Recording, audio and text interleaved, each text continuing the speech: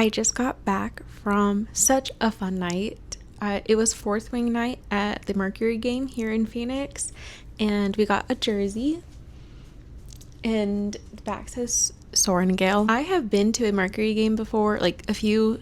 This was probably the best one. The vibes are just so fun. Everyone was just so hyped, and I loved the girl sitting behind me. They were just yapping about books, and then people that they wanted to ship, you know, like who should have been together and who not, for Harry Potter and just other random book series. So I thought that was really funny. It was very entertaining to listen to. Okay, I am gonna clip this real quick. Okay, also, hi, hello, welcome back to my channel, The Moody Pages. I'm Chanel, your fellow mood reader. So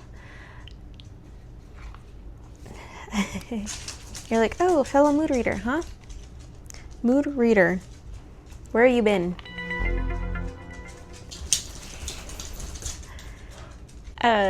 Dealing with mental health, I guess, is what I can say. I feel like I'm starting to get back into feeling like myself, which is super great.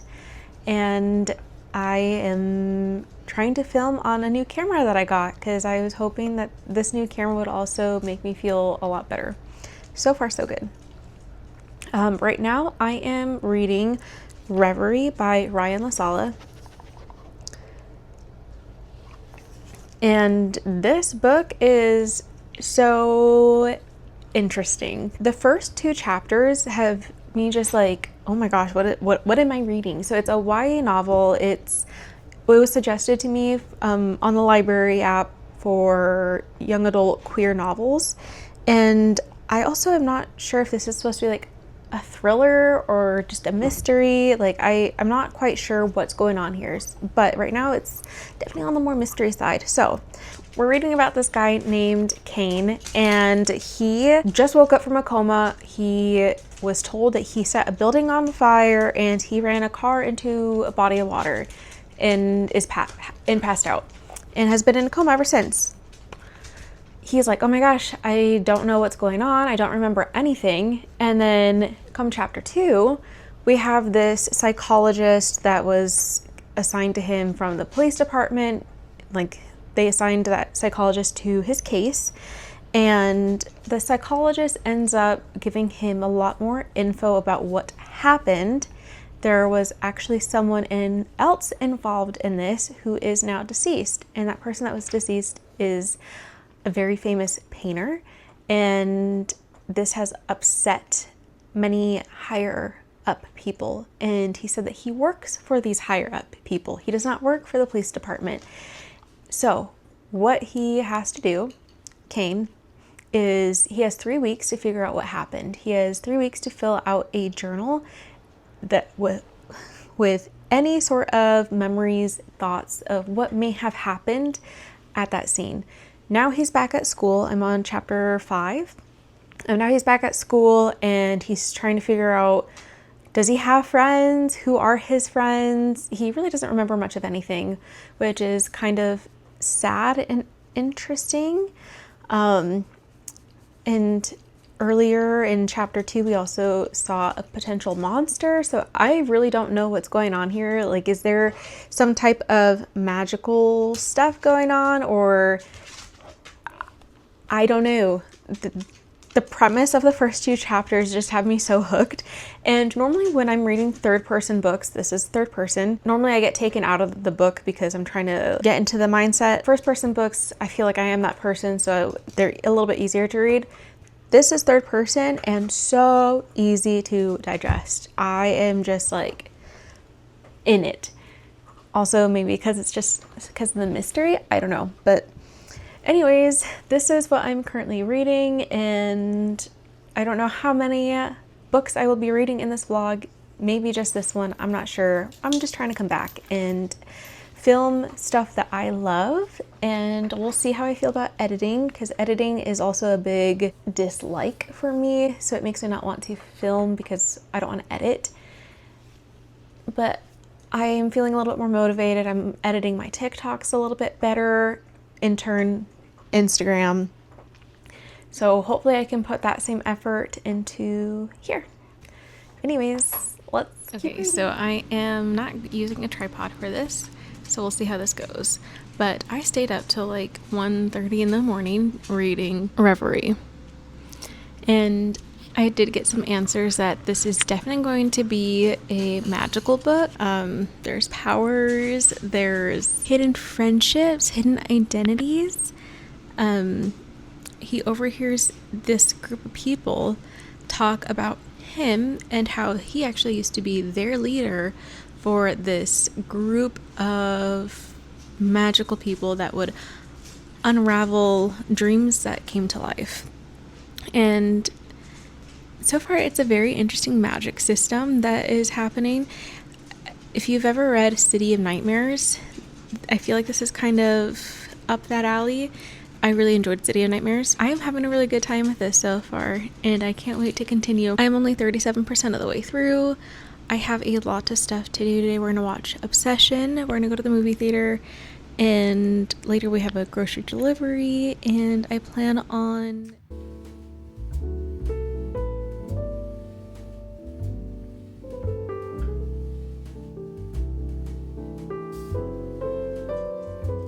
Look at what's missing.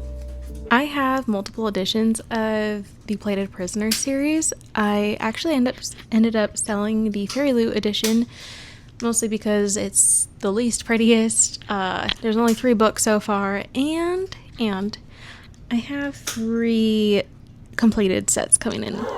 Also, to note, I have been in an audiobook phase right now. So I started the Bratva series by TJ Maguire, and I need to start book 3, Hooked. I had to take a pause because I needed to read Curse of Shadow and Thorns by LJ Andrews for a post essentially on TikTok. Did not finish, however, they said I could be creative, so I was creative. I did not end up giving a review, but I was creative. I am actually 70% of the way through, so I actually might listen to my audiobook and finish that instead of reading. I know.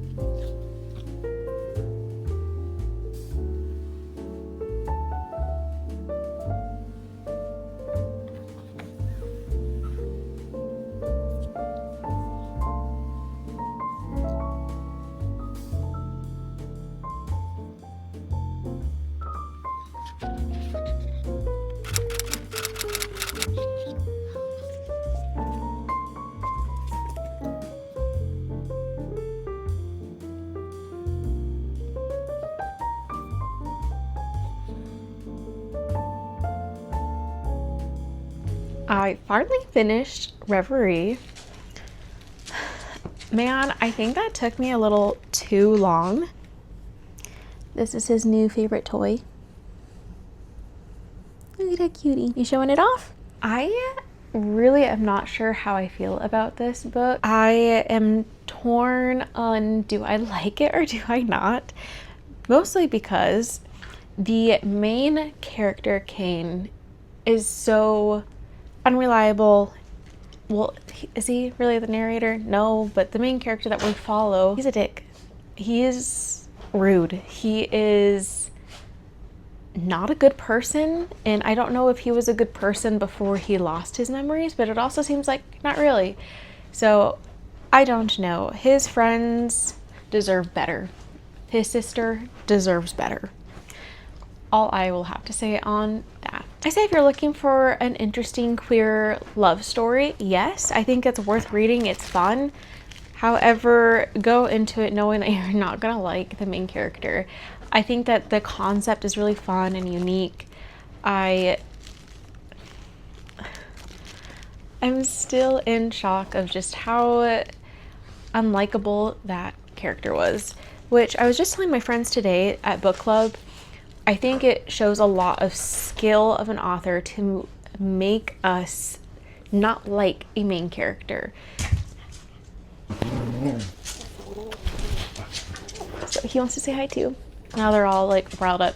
But I was telling my friends that I think it takes a lot of skill of an author to make an unlikable character. And then you also walk a fine line of, do I like this book because I don't like the main character? I don't know.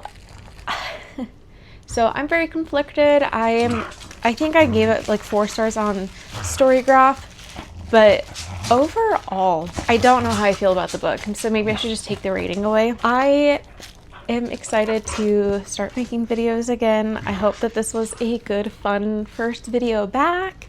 Let me know what you guys want to see, what kind of like vlogging experiences you want to see, because I have this camera now, so I feel like I can go to more places and have like a steady hand when looking at stuff. So anyways, any excuse to go out and film, I guess. All right guys, I will see you guys in another video. Bye.